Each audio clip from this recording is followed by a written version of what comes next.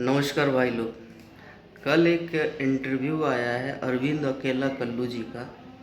Interview देखने के बाद ये लगा कि इंसान ऐसा होना चाहिए कि अपनी चीज़ें कभी ना भूले। अरविंद अकेला कल्लू जी बहुत ही अच्छे इंसान हैं और शुरू से ही मैं उनको मानता हूँ। उनका कल एक इंटरव्यू हुआ था, पूरा इंटरव्यू का वीडियो आप लोग सुनिए। धन्यवाद। वीडियो को लाइक करिएगा, शेयर ज़रूर कर दीजिएगा इसको दबा के। देखिए, मैं शुरू से ही जब मैं छोटा था तब पवन भैया का सीडी सुनता था। उस समय सीडी का जमाना था, ऑडियो का जमाना था, तो उस समय मैं उनका सॉन्ग सुनता था।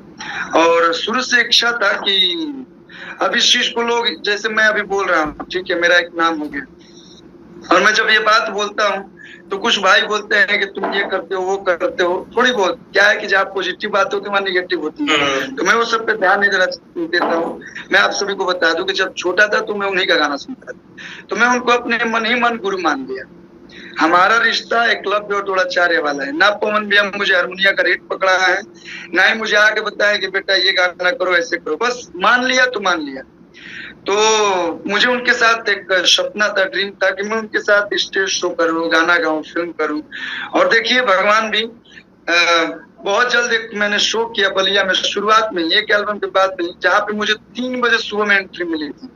रात में बाबा के आसपास में 3 बजे सुबह में, 9 बजे सुबह में, सॉरी, और 3 बजे सुबह में एंट्री मिली और मैंने केवल एक गाना गाया। और वही एक गाना मेरे लाइफ का ये था कि नहीं यार चलो, मतलब एक होता है ना कि बड़े सपने देखा जाता है, खुली आंखों से हम लोग बड़े सपने देखते हैं, लेकिन बंद आंखों से छोटे छोटे सपने देखते हैं। तो मैंने वो सपना देखा और वो सपना साकार भी हो गया।